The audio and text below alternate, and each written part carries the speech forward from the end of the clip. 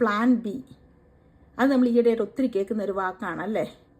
ഒരു എക്സ്ട്രാ ഇൻകത്തിന് വേണ്ടിയിട്ട് നമ്മുടെ ഇപ്പോൾ ഉള്ള ജോലിയുടെ കൂടെ തന്നെ കൊണ്ടുപോകാവുന്ന ഒരു ഓപ്പർച്യൂണിറ്റി.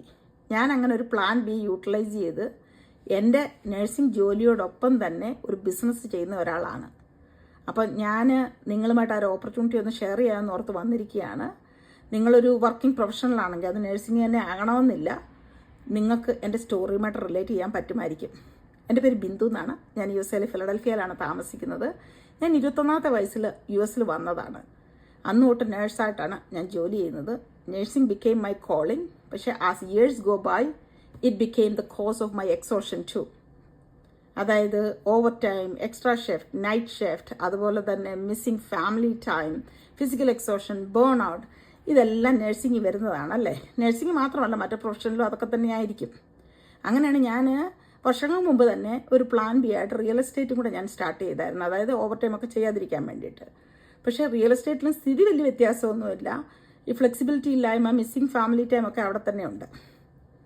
അതിൻ്റെ കൂടെ തന്നെ ഞാൻ ഒരു നേഴ്സ് മാനേജർ ആയപ്പോൾ നഴ്സിംഗിൻ്റെ ഒരു വേറൊരു സൈഡ്, അതായത് ബിസിനസ് സൈഡാണ് ഞാൻ കണ്ടത്. നമുക്കൊരു ഹെൽത്ത് കൺസേൺ വരുമോ, നമ്മുടെ ഫാമിലിക്കൊരു ഹെൽത്ത് കൺസേൺ വരുമോ ചെയ്താൽ നമ്മളൊരു 6 months കൂടുതൽ ലീവ് എടുത്താൽ FMLA നമ്മുടെ ജോബിനെ പ്രൊട്ടക്റ്റ് ചെയ്യത്തില്ല. We don't have job security. I had to let go of some of my staff. It broke my heart. പക്ഷെ that made me thinking what kind of job security I have. അങ്ങനെയാണ് ഞാൻ നോക്കിയത്. എനിക്കൊരു backup plan വേണം. പക്ഷേ അത് നോക്കുമ്പോൾ എനിക്ക് ടൈം ഫ്ലെക്സിബിലിറ്റി വേണം, എവിടെ നിന്ന് തന്നെ ചെയ്യാൻ പറ്റണം, ഫിസിക്കൽ എക്സോഷൻ ഉണ്ടാകാൻ പാടില്ല. ഇങ്ങനെയൊക്കെയുള്ള പല കാര്യങ്ങൾ വെച്ച് ഞാൻ അന്വേഷിച്ചപ്പോഴാണ് ഈ ഒരു ബിസിനസ് ഓപ്പർച്യൂണിറ്റി കാണുന്നതും ഞാനിത് സ്റ്റാർട്ട് ചെയ്യുന്നതും. It was A blessing for me. പിന്നെ നമ്മൾ ഏത് രാജ്യത്തിരുന്നാണ് ഈ ബിസിനസ് ചെയ്യുന്നതെന്ന് വെച്ചാൽ ആ രാജ്യത്തിലെ അപ്രോപ്രിയേറ്റുള്ള ടാക്സ് അടച്ച് ചെയ്യുന്ന ബിസിനസ്സാണ്. ഇത് ലീഗലാണ്. പിന്നെ കമ്പാരിറ്റീവ്ലി ഇതിൻ്റെ ഇൻവെസ്റ്റ്മെൻറ്റ് കുറവാണ്.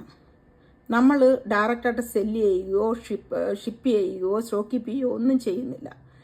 നിങ്ങൾ എന്നെ പോലെ ഒരു പ്ലാൻ ബി നോക്കുന്ന ആളാണെങ്കിൽ ഈ വീഡിയോയിലൊന്ന് ക്ലിക്ക് ചെയ്തിട്ട് നിങ്ങളുടെ നെയിമും ഇമെയിൽ IDയും എൻ്റർ ചെയ്യുക എൻ്റെ വെബ്സൈറ്റിൽ. അല്ലെങ്കിൽ എന്നെ ഒന്ന് വാട്സാപ്പിൽ കോൺടാക്റ്റ് ചെയ്യുക. ഈ ഓപ്പർച്യൂണിറ്റി നിങ്ങൾക്കുള്ളതാണോ അല്ലയോ എന്ന് നിങ്ങളൊന്ന് ചെക്കൗട്ട് ചെയ്യുക. Hope to talk to you soon.